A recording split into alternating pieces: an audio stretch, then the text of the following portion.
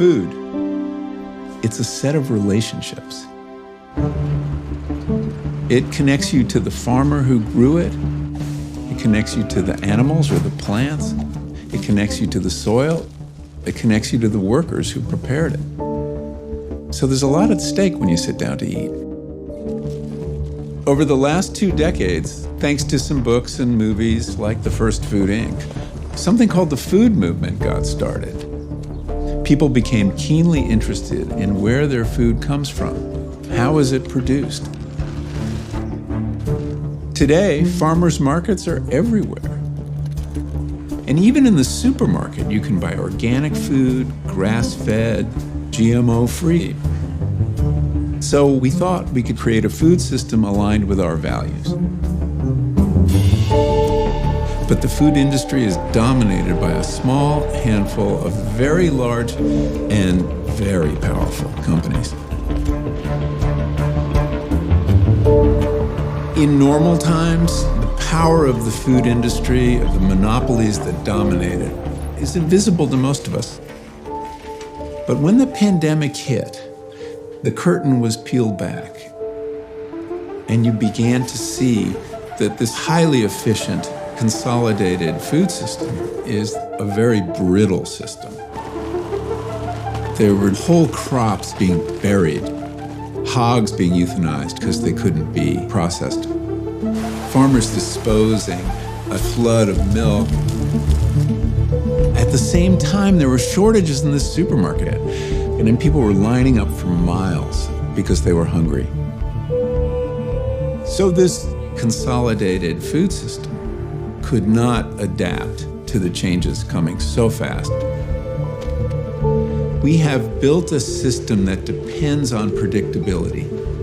And the one thing we can't count on is predictability anymore. We need a system that is more resilient than the one we have. You know, we really thought we could change the food system one bite at a time. And as important as that is, it's not enough. There's more we have to do.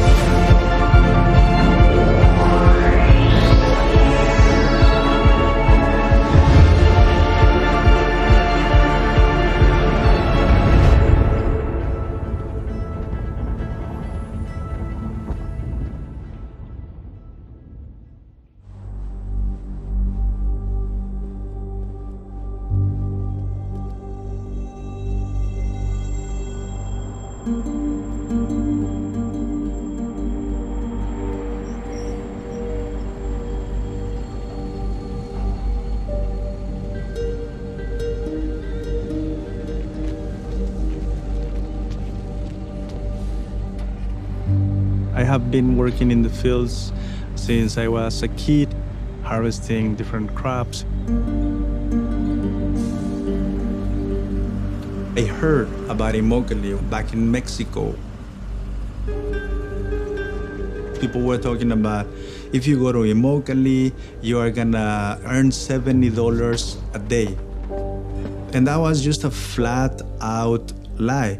of recruiters trying to just bring people with those false pretenses. Working in the fields, it's mainly Latino workers and Haitian workers. The industry wants immigrant workers because they feel that they can take advantage of us. If you eat fresh fruits and vegetables, you're connected to immigrants who are being paid poor wages and being mistreated. My whole entry into the world of food and food systems was trying to understand how, in the 20th and the 21st century, we could be abusing and exploiting the poorest workers in the United States who are responsible for the healthiest foods that we eat. In Immokalee, at the height of the pandemic, state government did absolutely nothing to protect these workers. In fact, the state government in Florida even prevented contact tracing because if they found people who had COVID, they'd have to remove them from the workforce. The idea was, let's not know who's sick and get as much harvested as possible. You know, we're feeding the country, so our work is essential, but we as people were treated as disposable.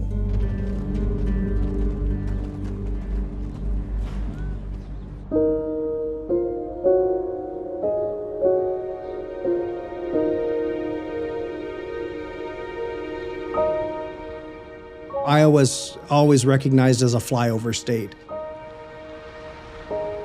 Those of us that live here understand that there's security in that.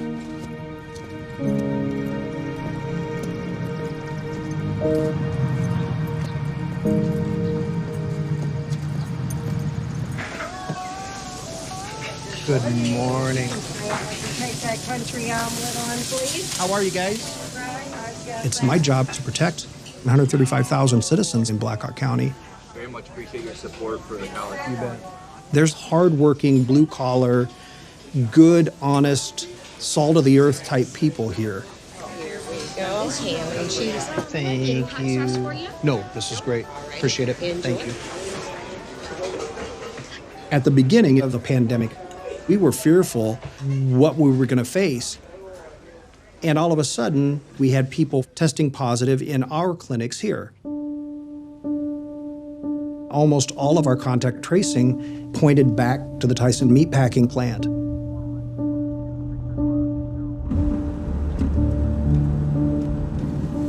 So this is the Tyson plant.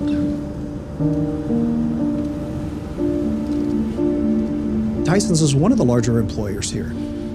They bring income and they provide jobs. You don't want to alienate them. But our disease surveillance officer, public health director, and myself went into that plant.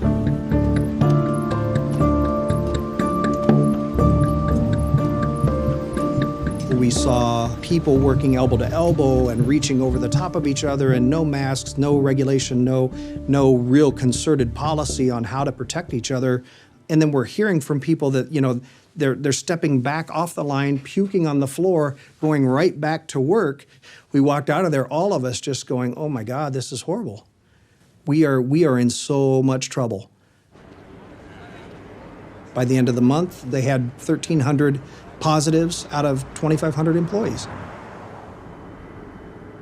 And then it started to seep out of the plant into our community. You know, we had exponential increases in the numbers of deaths by day, not by week, not by month, but by day. We wanted the 10 to 14 day shutdown of the plant, but Tyson made it very clear to us that it just wasn't going to happen.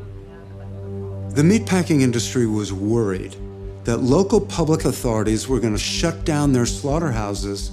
So John Tyson wrote a letter that was published in newspapers across the United States, raising a fear that we might start running out of meat. And then the meatpacking companies went to the president to keep their slaughterhouses open. We're working with Tyson. We are. We're going to sign an executive order today, I believe, 2 days after the Tyson letter, the Trump administration issued an order under the Defense Production Act to ensure that the plants would keep running. So the industry got the President of the United States to do exactly what it wanted. It even helped write the executive order that he issued. It's a total perversion of the Defense Production Act to use it to allow a company to do what it wants to do. The whole point of the act is to force companies to do things they might not want to do to serve the American public. Tyson says that they were doing this to feed America, but we know that a lot of their meat goes to China and overseas. We also know that Tyson had a banner year. That's blood money. They didn't care about our citizens, and way too many people paid the price for that.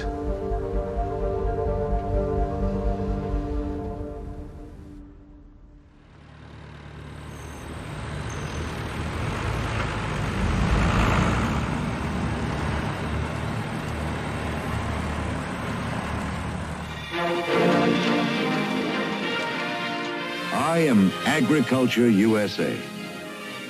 Born in freedom, I have become the greatest provider in all history. I am the spirit of progress. I am a way of life, the American way. During the Cold War, we talked about why our system was so much superior to that of the Soviet Union. And it was the free market that was supposedly responsible for the greatness of this country. The 1950s into the early 1960s was a period of rising wages for American workers. It's the greatest period of the growth of the middle class in American history. And those things are connected to having real competition and strict antitrust enforcement. The basic idea behind antitrust policy is that no one company, that no two companies should dominate an entire sector of our economy. There was strict antitrust enforcement for decades under both Democratic and Republican administrations. In the 1940s, there was an antitrust suit against A&P. Their 14% of the market for groceries was considered a threat to competition. But one of the big monopolies that endured was AT&T. It was argued that we couldn't break it up because we needed one company to control all the phone lines. The country in the long run will be sorry, and I find it difficult to believe that things will work as well in the future as they have worked in the past. But then AT&T was broken up, and pretty soon there were huge reductions in the cost of making a long-distance call. That opened the way for cellular phones, modems, and the whole internet economy we have today. So breaking up monopolies is directly linked to creating innovation. Around 1980, antitrust enforcement was greatly reduced. It was argued that if prices were low, then it didn't matter how much control over a market one company had. Those views came to be government policy. Corporations began to buy up their competitors, and they got bigger and bigger and bigger. Back then, the four largest beef companies controlled only 25% of the market. Today, the four largest beef companies control 85% of the market. Three companies control 83% of the cold cereal market. Two companies control 70% of the carbonated soft drink market. Two companies control 80% of the baby formula market. Why do companies buy up their competitors? It's because they don't want to compete.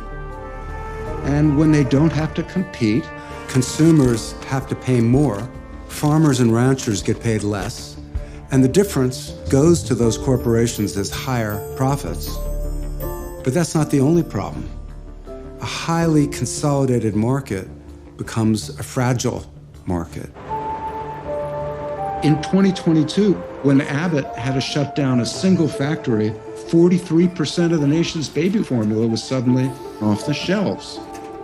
And mothers had to start scrambling to find food for infants. When you have monopoly power over baby formula and one company has a problem at one factory, suddenly some infants don't get to eat.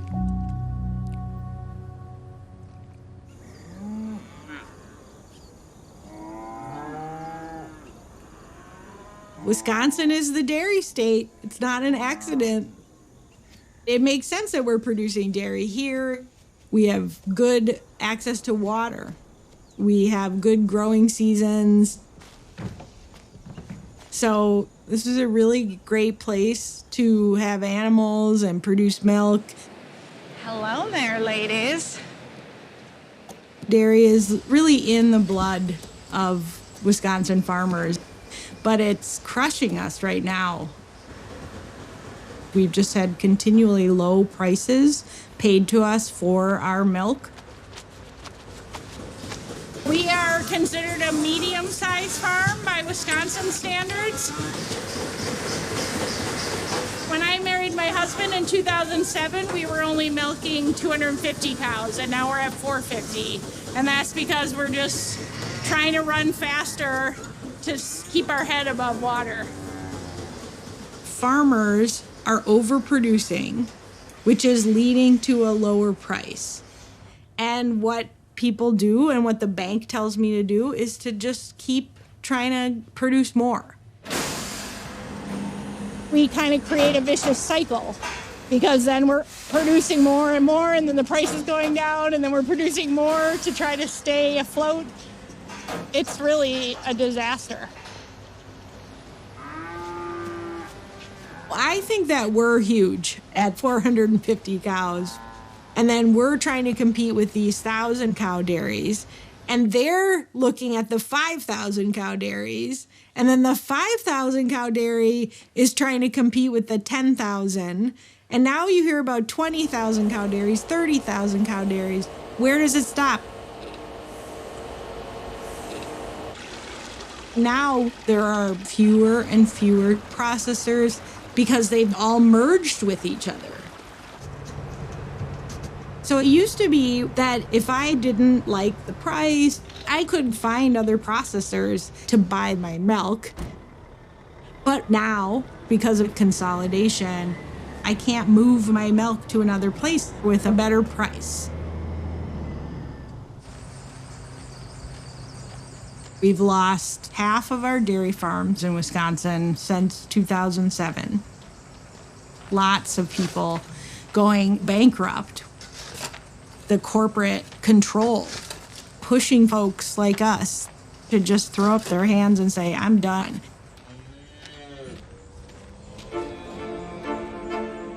The food system is often at war with nature. And one of the great examples is when you watch the dairy industry move from wet, grassy places like Wisconsin and Vermont to deserts like California and Arizona. How could this possibly make sense? Well, as dairies get bigger, they move to places where there are very few regulations, where land is cheap, and you can grow crops to feed your cattle all year round. But the environmental cost of this is insane. The rain will oblige you in Wisconsin and grow the grass for you. But in the desert, this is water that must be pumped deep out of the aquifers to irrigate the crops and hydrate the cattle. These megadairies are rapidly draining the water table in the Colorado River and leaving neighboring communities without drinking water. So the logic of capitalism and the logic of nature are at war. It's a classic example of profits over sustainability.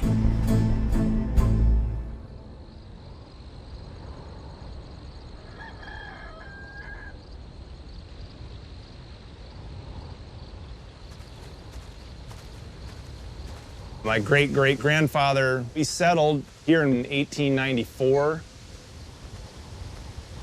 My dad came in 1975 and farmed for the next 40 years.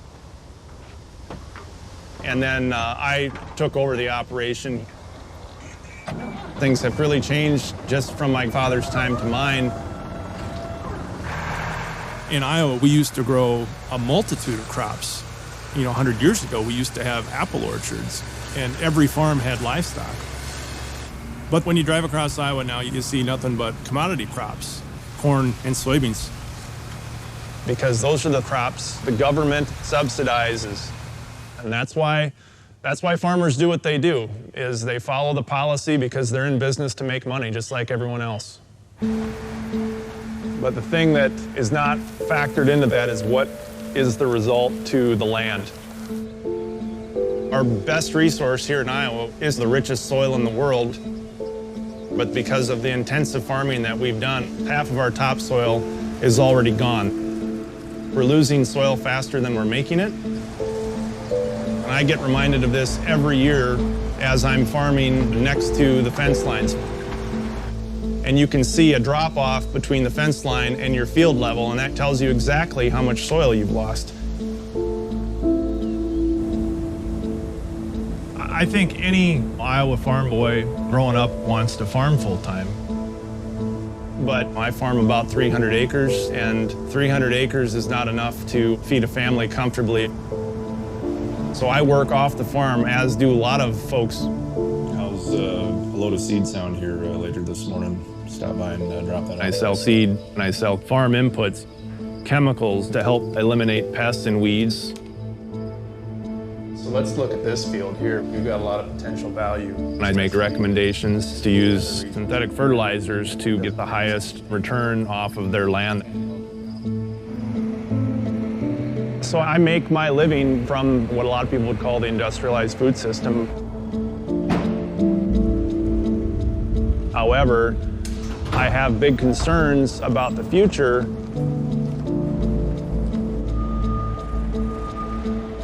That's 40 bags. Okay.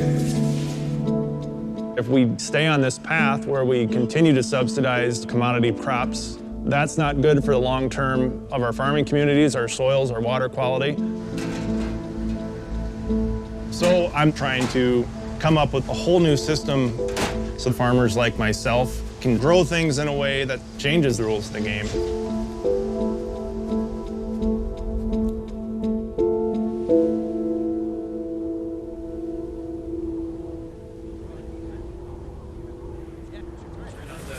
Senator, how are you? I'm very good. Nice to meet you, Nice to sir. meet you as well. Farmer Steve, I'm farming. All right, all right. Corey. We're thrilled to be able to have Senator Cory Booker appointed earlier this year to the Senate Agriculture Committee. You have no idea how exciting it is for me to be standing here in a field in my own state. It was 15 years ago this month that I was elected to be the mayor of New Jersey's largest city. If you would have told me 15 years ago that I would use every point of leverage I had in the Senate to become a member of the Ag Committee, I would have not believed you. I want you to know I am so excited to have the top of my agenda right now dealing with America's food system, which is savagely broken. I've come at this through lived experience. I watched what our food systems were doing to my family members and to my community. Being on the ground as a local leader, I started seeing that the systems within Newark were really failing kids, families, where they didn't have access to healthy foods. These foods were being pushed in a way that seemed to me to prey upon low-income people. African-American kids in the last decade alone have seen their diabetes rates double. So it just made me want to drastically change the food systems for then my community, but now of fixing the broken food systems in the United States and globally.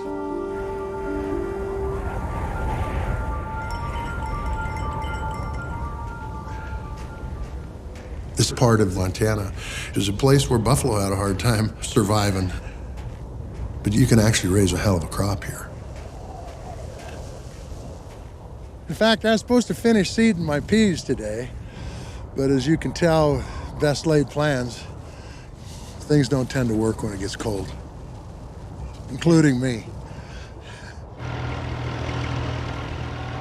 I never felt appreciated as a farmer. I raised food, but food was treated like a commodity. It wasn't treated like something you'd eat. And I said to my wife, if we don't do something to improve our profit margin, we're going to be selling out just like everybody else. I would say there's about 150 bushel in the truck. In the late 80s, we converted to organics, and we raised durum for organic noodles. It was the first time since we'd been farming that I actually felt like I was doing something that people appreciated, that people wanted.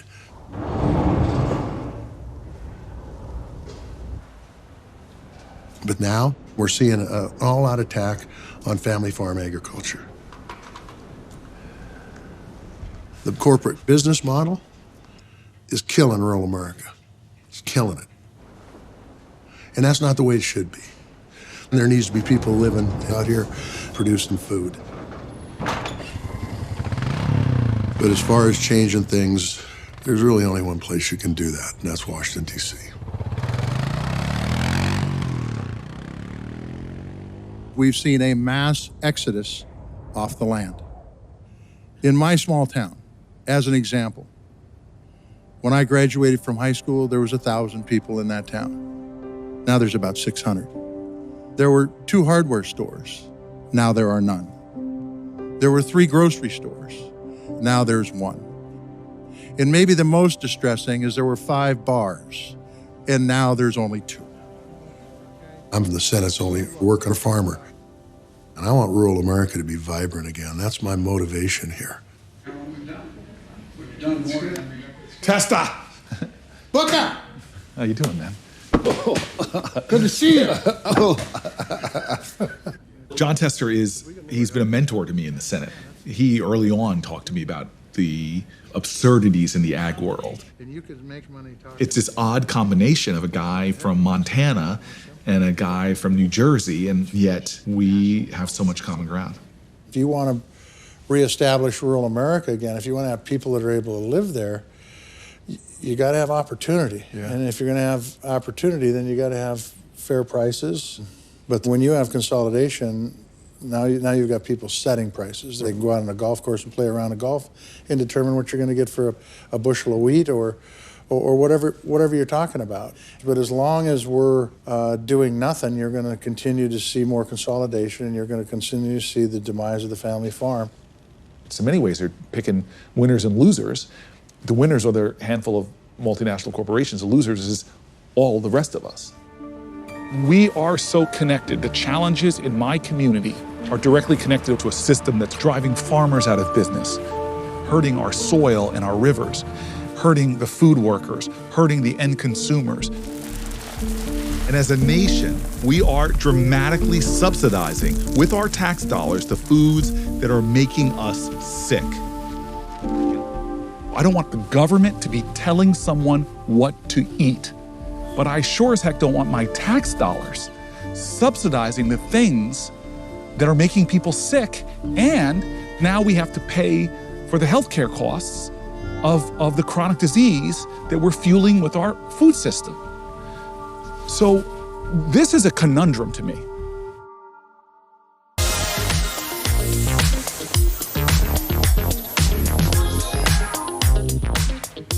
We have here the world's largest potato. I'll say that's a large potato. And here's what's in it. I've had a long career about looking at food and nutrition as ways to examine really important problems in society. Food connects to everything. By the 1980s, agricultural production had increased so much in the United States that the number of calories in the food supply increased to about 4,000 calories a day per person. And that's twice as many calories available in the food supply as anybody needs. This puts enormous pressure on food companies. How are they going to sell? Food companies are businesses with stockholders to please. The profits have to get bigger and bigger. Sales have to increase and increase. And food companies figured out lots of ways to do that. Wendy's Baconator is the ultimate bacon cheeseburger. They opened up fast food places all over the world. They made foods in larger portions. One enormous sandwich.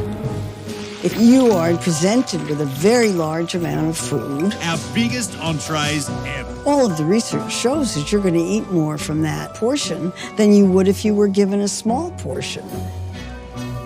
And then food companies made foods available any place that you could think of. You go into a clothing store and there's candy bars at the checkout counter.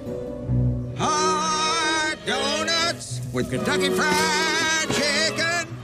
So food companies are doing everything they can to get people to eat anytime, any place, day or night, in large portions. What better way to sell foods, whether people need it or not? It's time for fourth meal, the late night meal, between dinner and breakfast. So I think it's just very hard to resist a food environment that is just yelling at us all the time, eat more, eat more, eat more.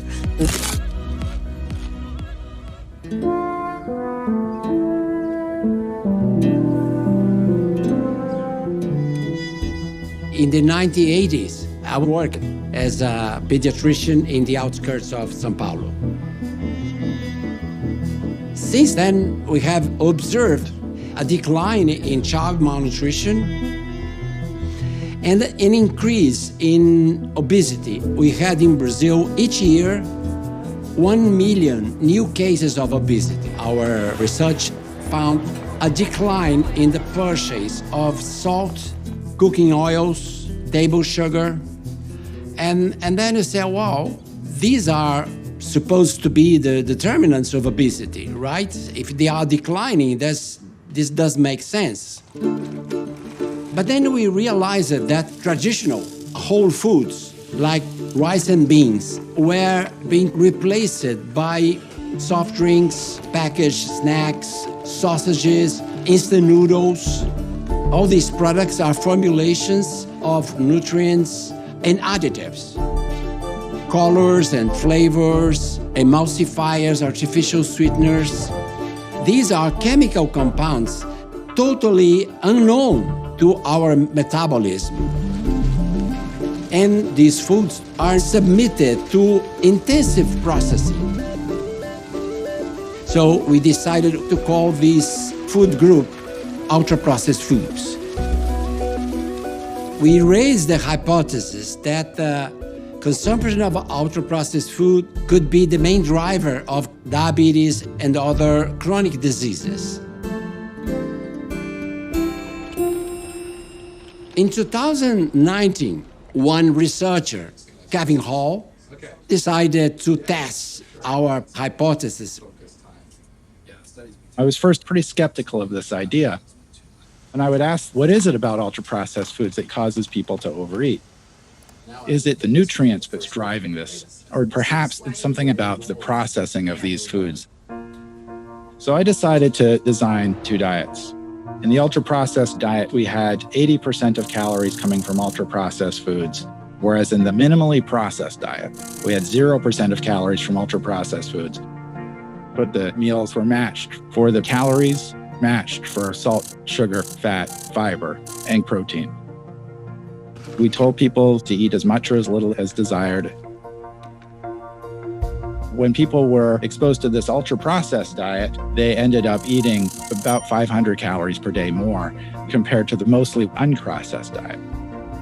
Usually in studies of this type, you find a difference of 30 to 50 calories a day, but 500? I mean, that's an unbelievable result. On the ultra-processed diet, people gained weight and gained body fat. And when we switched them to the unprocessed diet, those people spontaneously lost weight and lost fat.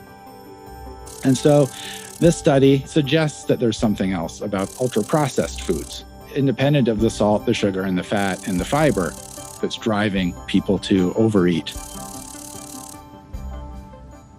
The easiest way to explain the different categories of processing is corn. Corn on the cob, unprocessed. It's been peeled and washed. Canned corn, minimally processed, salt has been added. But Dorito chips have color, texture, and flavoring additives, ultra-processed. Processed food you can make at home. Ultra-processed foods, you don't have the ingredients, you don't have the additives, and you don't have the machines. The reason you process food is not that there's anything wrong with it in its natural state, it's that you make a lot more money. You know, the money in the system is not at the farm end. The farmer is getting less than 15% of your food dollars. No, the money is going to the processor who's benefiting from the fact that we're overproducing and driving down the cost of raw materials. The food processors buy those cheap agricultural commodities and then turn it into the panoply of ultra-processed food products in your supermarket. If you complicate that food in the form of flavor or novelty, that's where the money is. Ultra-processed food assures that a consumer will buy more and more and more because these products are made to be consumed in excess.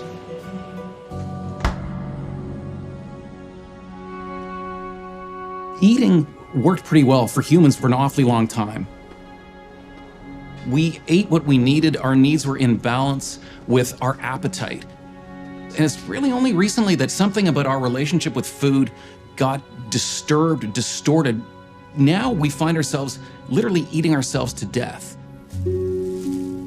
Animals have similar nutritional needs to ourselves, so what do? They, on some intuitive level, know what to eat. It's called nutritional wisdom. These mama cows are over in this field eating alfalfa because that's rich in protein, and they're supporting a fetus, so they need the protein. But these steers, they're over here in this field and they're eating ryegrass, which has got sugar and carbohydrates in it because they're laying on fat. And they do this on their own. They're somehow attracted to the food they need. And humans are no different. Millions of years ago, our ancestors walking around the jungles of Africa, there was no label on the fruit that they ate. They didn't know about the calories. But this experience of just looking for the food that tasted the best is what nourished them. It's how they had a nutritious diet. You think of something like a delicious peach, that flavor that we experience is the brain's system of analyzing the nutrition that's within a food. Flavor is nature's language of nutrition. For decades now, we've been manipulating the sensory characteristics of food. Thanks to flavor technology, we can make anything we want taste like whatever we want it to taste like. Fake flavors, but also artificial sweeteners. We haven't really questioned what the consequences of this has been. We've just assumed it's a good idea.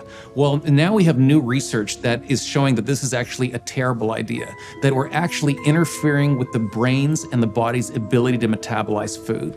My interest is in how the brain processes food reward. I did the first neuroimaging study of feeding in humans. We were measuring brain response as they were eating little pieces of chocolate. I really wanted to understand areas of the brain that represent the pleasure of the food. Pepsi was interested in our research. I think they wanted to try to understand how to make healthier foods. And so they came to me with a question. Is it possible to decrease the amount of calories in a typical sugar-sweetened beverage without compromising reward? So in the lab, we created a series of beverages where we manipulated the sweetness independent of calories. So that way we have equally sweet drinks, but drinks of different calorie amounts. You're going to be receiving liquids through the mouthpiece, okay? We looked at the brain's areas that are responsible for reward. What we thought was that the highest calorie beverage would become the most liked beverage. But that's not what we found. Instead, it was actually the middle doses, where sweetness and calories are matched, that was eliciting the greatest brain response. In nature, the relationship between sweetness and energy is pretty stable. So when you manipulate sensory information without regard for the nutritional content, you're essentially creating mismatches. And so we conducted follow-up studies to see what was going on. Comfortable under there? Yep. And what we found was that when sweetness matches the calories, then the body metabolizes that energy. But when something was too sweet for the amount of calories or not sweet enough for the amount of calories, the body's ability to metabolize those calories was blunted. Those calories are not being used as a fuel. Instead, they might be converted into fat. So if you reduce calories by adding artificial sweetener, you could actually be doing more harm than good. When I saw the findings, I shared it with our collaborators at Pepsi right away. But this result that I thought was super exciting, because we're gonna learn something new, this is really cool, had the opposite effect that I thought it was gonna have. I received a bunch of emails from Pepsi saying that the data made no sense, really saying that they didn't believe what we were reporting. They pulled our funding. And it wasn't until much later that I realized the problem was not that they didn't believe me, but in fact that they did believe me. And that's what made them worried. The moment you know that something is bad for health, ethically you have to correct it. I think they wanted deniability, because what our research suggested is that their products could negatively impact health in unanticipated ways. When you walk into a supermarket, it's not just artificial sweeteners. There's a whole arsenal of additives designed to mislead the brain.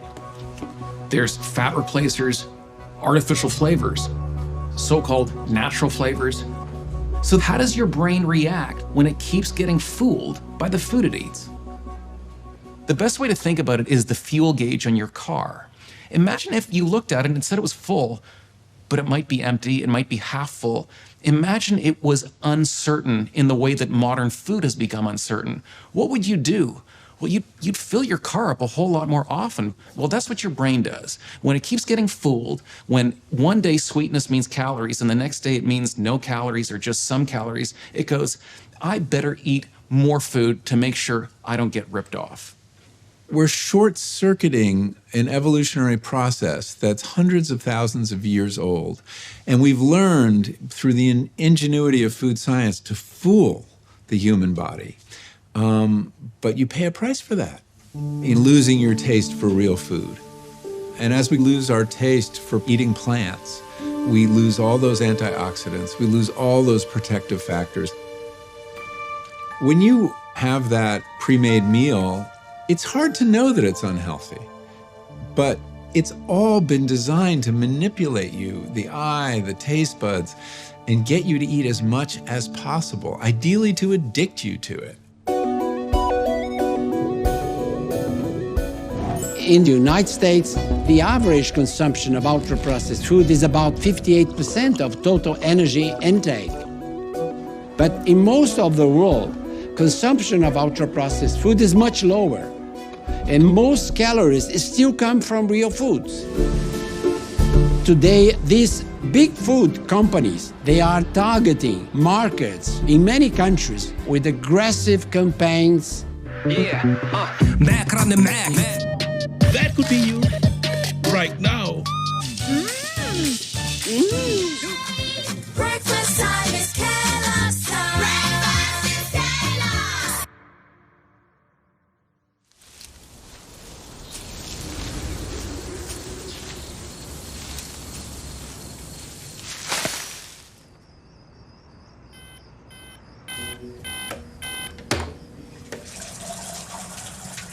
I have worked in fast food for over 20 years.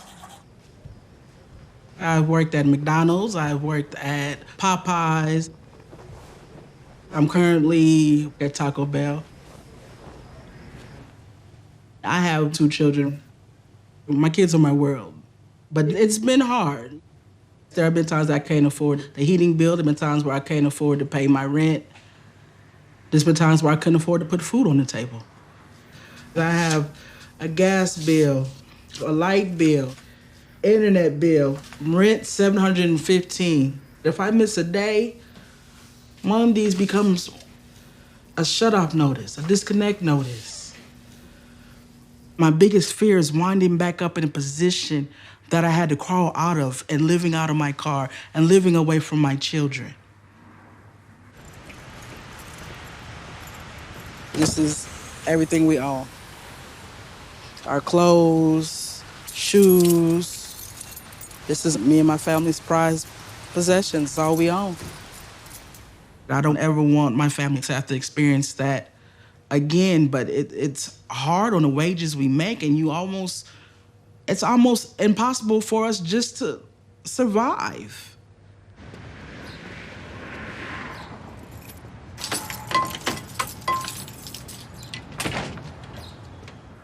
Most people would say that these jobs are for people that are just starting out, but the average fast food worker is a 30-year-old woman, not a kid. This is someone's mother, someone's sister, trying to make it to feed their family. Oh, geez, I'm supposed to read on a regular coffee for $10 today. The cost of living is steadily going up, but our wages aren't. How could I go to work for these billion-dollar companies and feed all these people, all to come home to hear my son's stomach growl? But for the ones that has all the sauce in them, they're cheap. $4. So right now we at $13.97. All righty. I do not get sick leave. I do not get health care. As an adult, I've never been able to afford to see a doctor. I got 20, 40, 60. I'm tired. And nobody knows how tired I am except for those people that go through it just like me. Today, the federal minimum wage is $7.25 an hour. It's been at that level since 2009. Adjusted for inflation, it's almost 50% lower than it was in the late 1960s. So the poorest workers have seen their pay cut in half. The CEO of Yum Brands, which owns Taco Bell, earns more in an hour than the typical Taco Bell worker earns in a year. And we're paying so that they can have cheap labor. Walmart and McDonald's are 2 of the largest employers of workers who are dependent on food stamps and on Medicaid. So it's taxpayers who are supporting these companies as opposed to these companies supporting their workers. It's not only fast food and supermarket workers, it's millions of other workers in the food system who are being exploited in ways that are hidden from view.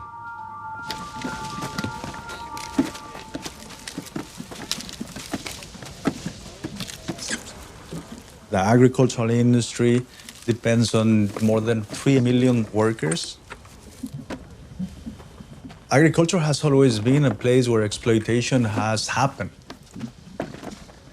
because it emerged out of slavery.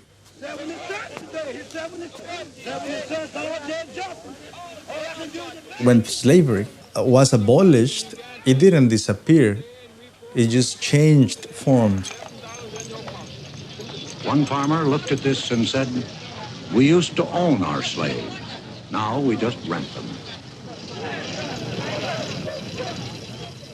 The whole industry was still just refusing to recognize that the workers deserve to be treated as human beings. Today, slavery continues to happen, even though it's a crime. One case of modern-day slavery happened in our community. workers escaped from a U-Haul truck where they were tied with chains. The defendants have been accused of threatening, slapping, and kicking farm workers, chaining them to a pole, beating them, locking them inside U-Haul trailers, keeping them in debt, and forcing them to work for free. So as workers, we organized to fight back. When I got involved with the coalition of Immokalee workers, we were focusing on the big tomato growers, thinking that they will have to listen to us. There were articles about slavery. Our company's name was listed because we're one of the largest growers here in Florida. We've always heard about wage theft, of sexual harassment, of bad operators, but you never think it's going on in your house. When you've got labor contractors providing workers to a farmer, it creates an environment where there's a step back from any responsibility about how they're being treated, how they're being paid. The growers just closed the door on our nose. They didn't care about our demands or about anything that we had to say. So we need to widen our understanding on what can influence this industry. And then we realized that the market power was with the corporations that buy millions of dollars of tomatoes. These companies want to create a friendly image towards the consumer that buries behind all the abuses that are part of our lives. And we knew that if we bring this message that injustices are going on behind the food that everybody's eating, companies would have to respond. The coalition of Immokalee workers started what we call the Campaign for Fair Food. We created alliances all over the country.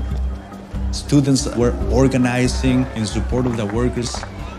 So we were able to bring the power of consumers to be part of this fight for our rights.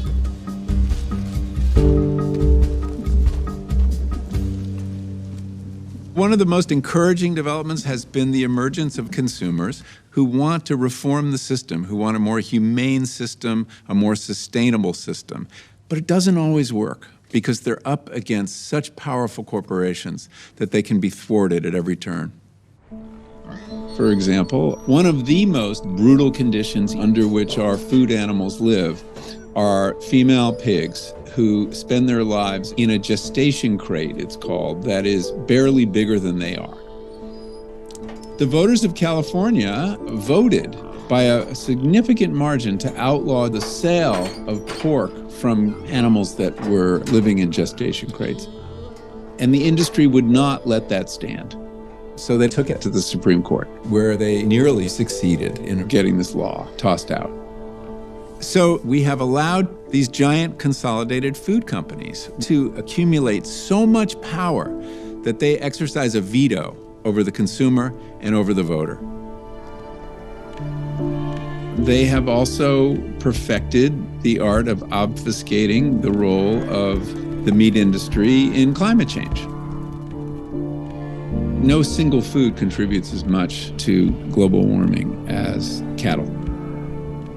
And in fact, 1/3 of greenhouse gases are produced by the food system alone. That's second only to transportation. But we're up against a very powerful industry. The food industry spends more on lobbying than the defense industry. That has bought them an incredible measure of power in Congress. But there are corporations out there that fully recognize that the consumer wants to see a different kind of meat industry.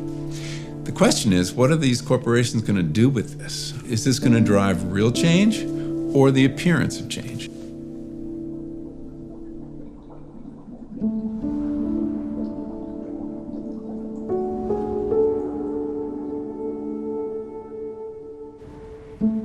I was a professor at Stanford. My job was basic biomedical research, just trying to understand how cells work, how genes work.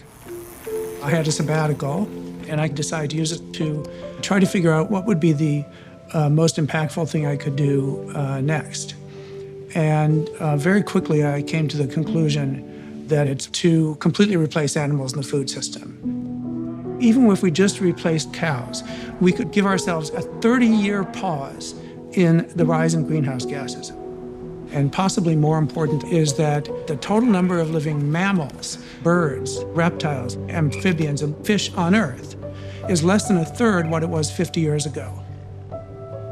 The collapse in global biodiversity is overwhelmingly caused by habitat destruction to graze livestock or raise crops to feed them. And you see it happening in real time when you watch the Amazon burning to expand animal agriculture. So I quit my job at Stanford, the job that I loved. I felt like, okay, well, I gotta do this. You're not gonna solve the problem by trying to persuade people to change their diets. That's never worked. You just have to realize that people aren't gonna stop wanting meat. We're just making it the wrong way. Our first challenge was to understand what makes meat taste like meat. The answer was that animal tissues contain very high levels of a biomolecule called heme, and it turns on the chemistry of meat flavor and aroma. We've genetically engineered a yeast cell to make the heme directly. Pat Brown's not making a big health claim for his products. It wasn't designed to be a health food. It was designed to fake the meat experience.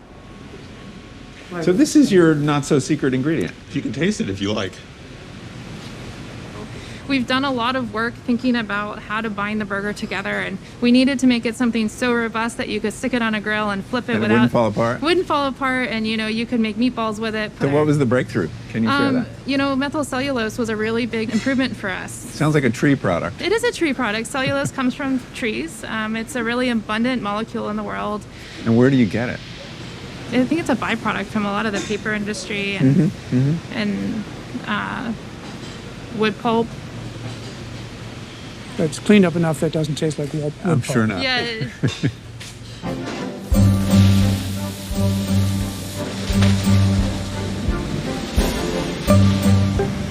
This is a facility that has none of the horrors of a slaughterhouse. I think we have a plant-based food with a fraction of the environmental footprint of covering the planet with cows. You can make a case that the Impossible Burger represents a good alternative to meat as we now produce it. It doesn't have hormones in it, no antibiotics in it. But make no mistake, this is built on commodity agriculture. And it's an ultra-processed food. So there are trade-offs. I like a burger experience as much as the next guy. And if I can have it without implicating a cow and all the problems that come with cows, maybe that's a good thing. We are at a very interesting moment. Food science is being dedicated to a nobler goal than it has in the past, to move us off of a heavy meat diet onto a more plant-based diet. The Impossible Burger is now in every Burger King in the country. There's a willingness on the part of the consumer to experiment with these products, but they're questionable. They may solve one problem and create another. I think the thing that troubles me most is the implication that this is health food, because the phrase plant-based has this aura of greenness, of health, and that is deceptive.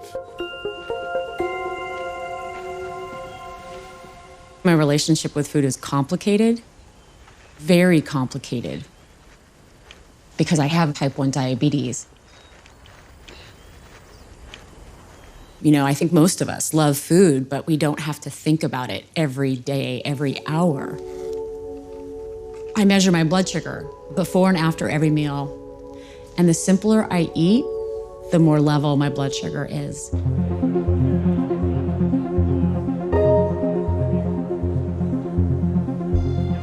As a journalist, I am very much interested in new foods. I needed to find out how they were made, find out what it might mean for my own body. Is it clean label? Like as clean as it gets. Yeah. Our products are 95% mushroom roots with some flavoring. We've got a super salmon fillet made entirely out of plants without hurting a single fish. I worry that these new food companies are following the footsteps of big food, with foods that are empty calories, high impact on my blood sugar. Now, what are the proteins that you're producing? That's something we can't talk about on camera right now. But these founders of startups have compelling ideas that they're so passionate about. So at Sundial Foods, we're making plant-based chicken wings with only 8 ingredients. And you are the founders of the company? We're both co-founders. We actually met in a class at UC Berkeley, so all of this started as a school project. The new food has become the cause for every tech investor. They want something in their playbook that speaks to saving the world. We produce dairy without a cow. So we've made molecular coffee. We're the first ones to make it without coffee beans. So it's the world's first real honey made without bees. Some of these startups are raising hundreds of millions of dollars. Tyson, JBS, Hormel, they've all invested in alternative meat companies. But what happens down the road? These big companies are only thinking about their profit. What's it going to be like for the everyday consumer walking through the supermarket? How will they navigate the new landscape? So now food made by scientists has led to cultured meat that is the multiplication of actual meat cells. This really is meat. So this is called EPIC. EPIC stands. When I was practicing as a cardiologist, the question was, what if I practiced for the next 35 years? I would likely be, involved in saving 3,000, 4,000 lives. Get through this. But what if we could start saving trillions of animal lives and also positively affecting billions of human lives? When I was working at the Mayo Clinic, we would have patients that would come with a very large heart attack. So we would take stem cells from that patient and we would re-inject them into the heart to regrow the heart muscle. That's where my idea came from, of growing meat directly from animal cells. I always want to know, how does this product connect to the farmland, to the earth? What's its relation to nature? Here, you're not on any kind of farm. You're back in a lab manufacturing a broth out of amino acids. So any of these cultivators here can grow chicken or beef or pork or... The same cultivators can, depending, and you can put different things in them. Any species. Essentially, we've got a couple of tanks here that are holding the feed for the cells. And we have a recipe of nutrients for each type of animal we're making. There's actually chicken in there. Yeah, there's chicken. Imagine if this is this is a body of an animal. Right. Inside of it, there's cells that are growing. Those cells are doubling every 24 hours. And after a certain number of doublings, you have a lot of cells in there. For instance, a cultivator like this, every 5 days, you can have a batch of meat. Meat of the future could be local, it could be regional. Just like you go out and see beer being made, you could also go and see how your meat's being made. Mm-hmm. This is all chicken. I was going to ask you about the ingredient label. It'll be chicken cells. When we started off, that small piece would be a couple of $1,000s. And the challenge is to make it at a cost that is affordable. Ultimately, in 5 to 10 years, we'll be able to get to prices that are very similar to what people will be used to paying for, let's say, an animal that is butchered. Right.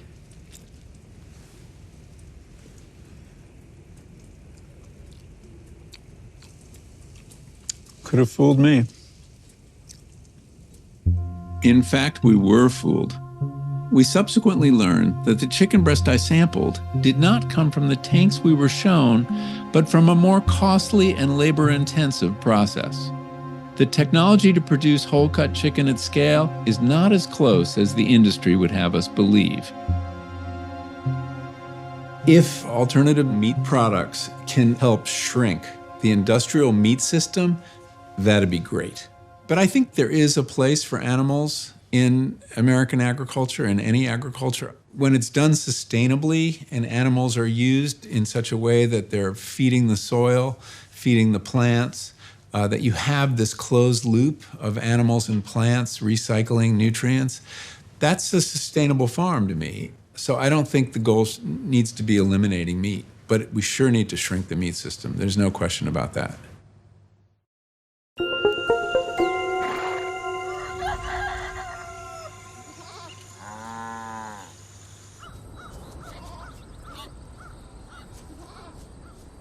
Last Friday, I resigned from my position as a Pioneer seed rep so that I can put a lot more focus into this project that's called the stock cropper. I think a lot of people will look at it and think, Zach, you're completely insane.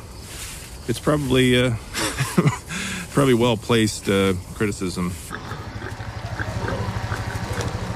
With the stock cropper, we've devised a farming system that is truly regenerative, good for the soil, good for the environment. And a more positive direction for the future of agriculture than the one we're currently on. This barn is mobile so that our animals are always passing into fresh ground, fresh pasture. So we have our ruminant animals out front, like my friend the sheep here.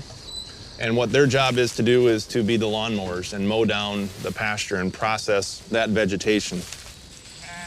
And then following behind the sheep and goats, we have the pigs.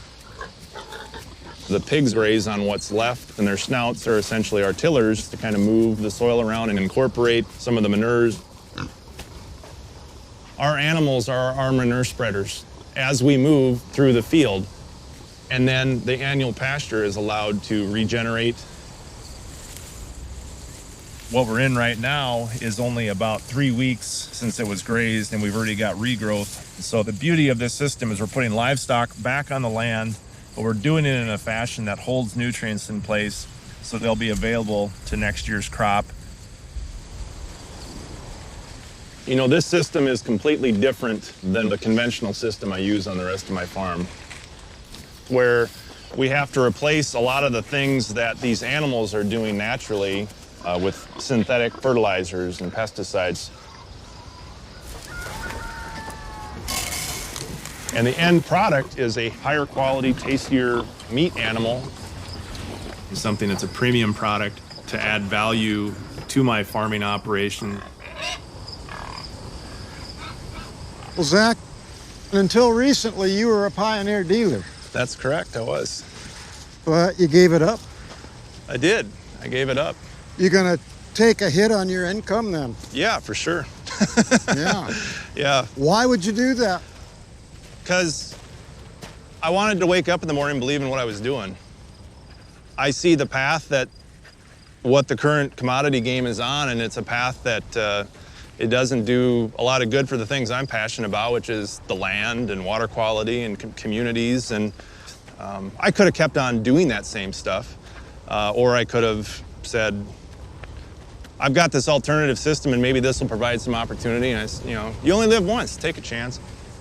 And so what do the old boys think when you say, I'm gonna have goats in a cage and give up my Pioneer dealership? I'm just happy that I can provide entertainment and something for them to talk about in the coffee shop. That's my contribution to the community. That's good. Yeah. It's my way to give back. So this is what I mean by Iowa bullion. There's a lot of places in the world that would kill to have dirt like this, and that's why I want to keep every inch of it here on my family's land where it belongs, not blowing in the wintertime into the ditch, or not, washing off, through the low spot into the creek. This is wealth right here. Right. Well, I mean, the corn looks beautiful, really. Yeah. There's definitely an excitement about the stock cropper. I've attracted a lot of other people that farm weird, like myself. We're gonna walk down through this path here if you follow me. Okay, so this is the original system. We basically did sheep and goats out front, Pigs behind. You can barely But this is smell my these favorite part, hogs is to come out and watch the pig. I don't outside know. a typical I like it a hog lot. confinement building. You'd be retching right now. And you explain that the animals are feeding the plants and the plants are feeding the animals, and it's all happening in this one space. So you could see the looks in their eyes. They got what we were doing. So now the moment that we've all been waiting for, the new Cluster Cluck Nano here. In order to really truly be scalable, you have to have the ability to have autonomous movement without being here. This is solar powered, electrically driven on a programmable basis. This is a big deal. And I've got folks that are really interested, but they're also skeptical because they see the challenges to scale this up. In 1898, we had a tractor. Yeah. We could use it. Took clear to the 50s, 1950s, to get rid of the horses. Right. So, I mean, you're dealing with a crowd that does not like change. Yeah, and that's okay, but change comes eventually, and we're hoping that we're betting on the right horse, so to speak. The biggest issue right now is that the big four meat companies have essentially blocked the path for independent producers to process livestock. And what we need is a shift in policy that makes possible smaller and regional packing facilities. That will open up the floodgates for farmers to get their products to consumers.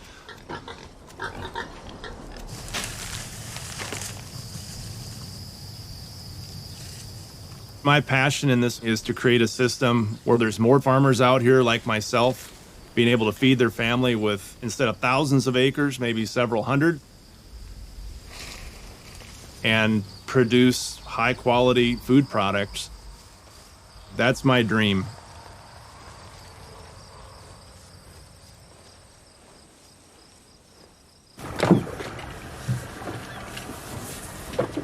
All right, here we go.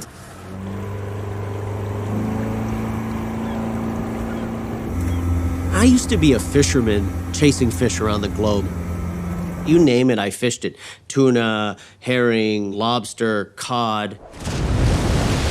It was great, you know, fishing day and night, being in the belly of a boat months at a time. The problem was, I was fishing at the height of industrial extractive, food production. Huge trawlers with half-mile nets ripping up ecosystems. And so we got too good at what we did. The answer everybody told us was fish farming.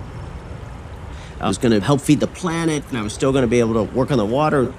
The smell of fish was still gonna come home with me. So I went out to these pens, and I'm pulling them out. And it's neither fish nor food. They got a gray color, there's sea lice on them. I swear to God, they're stupider than regular fish. And so it's borrowing all the bad practices that are happening on land. Heavy use of pesticides, antibiotics. And this was industrial pig farming out in the ocean. So I ended up just really trying to figure out, how do I be a steward of the sea and switch from pillaging to regeneration? I asked the ocean, what does it make sense to grow? And it says, why don't you grow things that don't swim away, that you don't have to feed, and that breathe life back into the ocean? So I decided to grow kelp. I mean, this is an embarrassing thing for a fisherman to do, right? Growing plants underwater. When I first came down, I was getting laughed off the docks. I lied to people, told them I was growing hemp underwater, which seemed like it was a little better. And you can see the white buoys out there in the distance. That's our 10-acre farm. Below the surface, we're able to pack so many crops along that vertical water column. We have our kelp at one level, then we've got our mussels and our scallops and our oysters and clams. The power of the ocean is that I don't need to fertilize like a corn farmer. You don't need tractors, you don't need buildings, you don't need to buy land. Every one of our oysters, all our kelp, also is restoring our ecosystem. An oyster filters 50 gallons of water a day. And our kelp soaks up 5 times more carbon than land-based plants. I really believe that kelp is going to be the most sustainable food on the planet.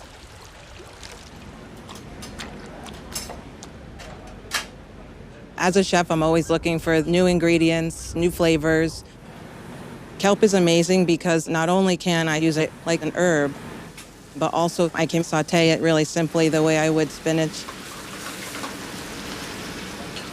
Trying new things just needs to become the normal instead of something that's outlandish or weird. You know, sushi wasn't even widely accepted until relatively recently. Kelp is affordable, it's nutritious, it will absolutely be a part of the future of food.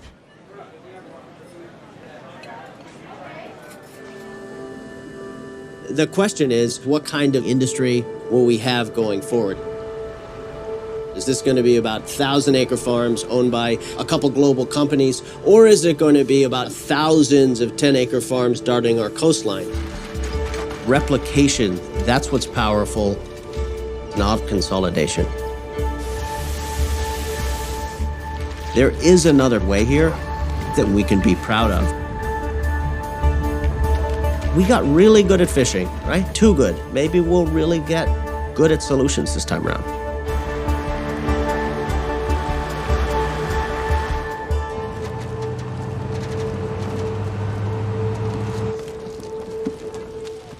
Here in Florida, the Fair Food Program has implemented agreements with growers from the agricultural industry. Now there is a code of conduct that guarantees that the abuses that happen will not be tolerated. Workers are protected to speak free of retaliation, and they receive a bonus at the end of the week. So it's an increase in wages. When we signed the Fair Food Agreement, I got some pretty nasty phone calls from our competitors / friends in the industry. Does it impact my bottom line? Sure. But doing the right thing, running a clean business, is always going to cost more than breaking the fucking law. Today, 90% of the tomatoes being produced in Florida are covered by the Fair Food Agreement. And 14 corporations that buy from these growers have signed on to it. But not everybody has come on board. Wendy's decided to actually cut purchases from growers for adhering to the Fair Food Program. Instead, they went to Mexico to buy from mega farms that do not respect the rights of the workers. If Wendy's were to join the Fair Food Program and pay an extra penny a pound to farm workers, it would cost maybe $500,000 a year. It's a tiny portion of their annual revenue and might increase the cost of a Wendy's hamburger by 1/30th of a penny. There are other corporations that refuse to participate on the Fair Food Program. But if they would sign on to it, then we would see an increase in wages of almost double. And now the Fair Food Program has become the blueprint for labor relationships in many other parts of the country.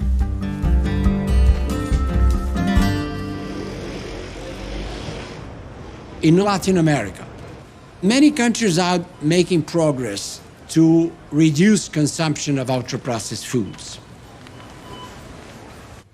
In Chile, they used black warning labels saying too much sugar, too much saturated fat, too much calories. And in Mexico, for instance, they say if a product has a warning label, they cannot have any other thing saying the product is good. No health claims. In Brazil, every day we have 40 million meals prepared in public schools. Tudo é bem fresquinho, bem feitinho, com amor e carinho. E fica saboroso também. E é como você faz em casa, né? É como eu faço em casa.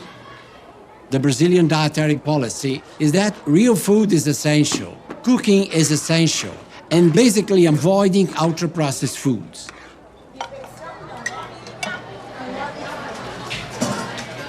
Children that have access to this program really are acquiring healthy eating habits. Esses estudantes também consomem menos refrigerante, salgadinhos de pacote, na escola e fora da escola. O dia inteiro. Exatamente. This program promotes the demand for healthy foods. The municipalities, they are obliged by law to buy unprocessed and minimally processed foods. And they should buy 30% of food from local family farmers. As escolas no Brasil, elas se transformaram num lugar de resistência contra esse poder avassalador dessas grandes corporações. E o Brasil, nesse aspecto, pode ensinar um monte de coisas para o resto do mundo.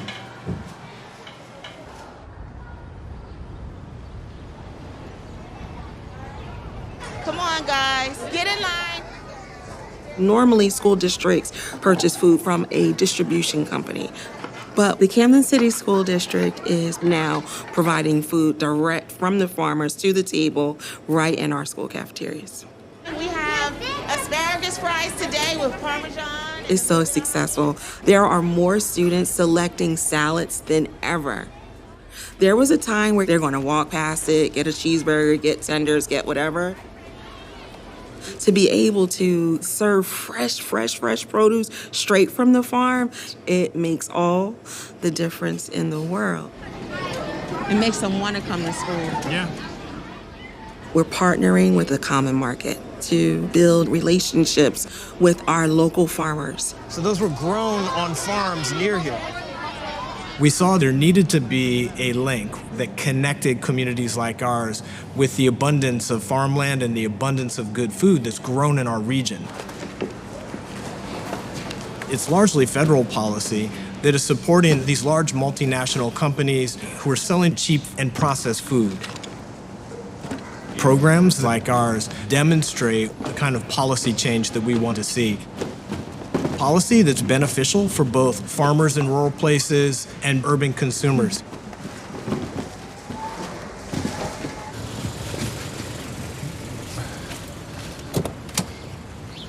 Buenos dias. Do you feel good about hearing today? Yeah. The coalition around these nutrition issues has grown from family farmers to civil rights activists to environmental justice people that see this potential coalition that could really make real change. Good luck. Thank you very much. I'm now the chairperson of a powerful subcommittee on nutrition. And I want to be a part of letting people know a lot of these pressing realities that moved me to want to deal with our food system. So it's a tremendous privilege and responsibility to focus Washington on an issue that I believe is at the center of human life, American life. Now let's be clear, the majority of our food system is being now controlled by just a handful of big multinational corporations. These food companies carefully formulate and market nutrient-poor, addictive, ultra-processed foods, which now comprise 2/3 of the calories in children and teens in their diets in the United States. And these companies want us to believe that the resultant diet-related diseases, such as obesity and diabetes, are somehow a moral failing, that they represent a lack of willpower or a failure to get enough exercise. That is just a lie. It's a lie. And so I believe we need to rethink the way we approach food and nutrition policy. Our lives literally depend upon it. By fixing our food system, we will create health and well-being in every aspect of our lives. But the forces of Washington right now are really invested in sustaining these broken systems because it's creating big profit for very powerful interests. Tyson Foods in the last quarter of 2021, their net income rose from $469 million to $1.2 billion. That's one quarter. okay? I've got a piece of legislation right now to put more transparency on those big meatpacking companies and have a special investigator with subpoena power, make sure these folks aren't doing antitrust activities. But make no mistake, there's gonna be a lot of money thrown against me. They're gonna say, we're not gonna let some big mouth senator from Montana stop us. And so, bring it on, guys. How'd the hearing go? Really well. Yeah. Now we're being filmed doing an illegal activity. We're jaywalking here. I think the light's gonna change for us, maybe? You think so? Sometimes the law has to catch up to where you are. That's right. But I really think that this is a moment in history where we can expand the innovations going on in the American food system to show people that there's a better way of doing this.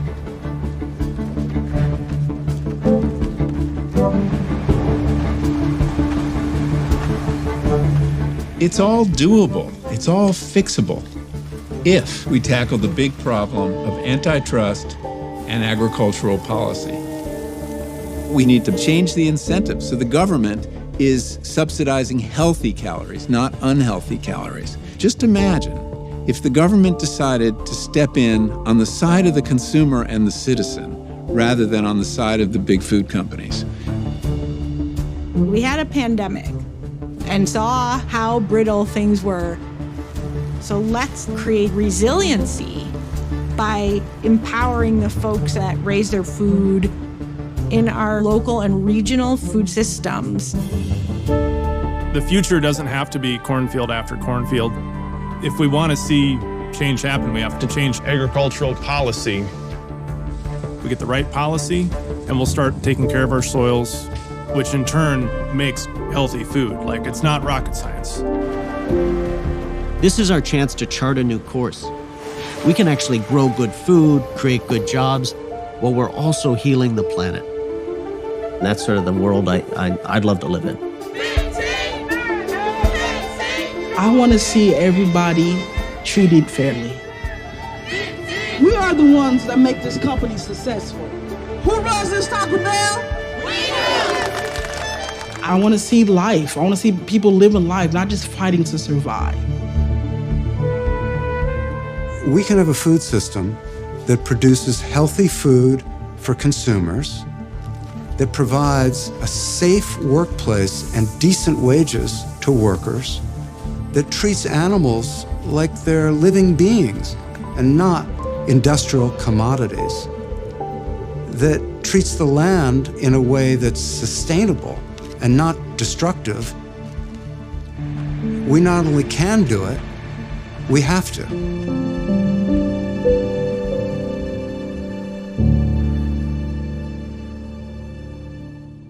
This land is your land. This land is my land. From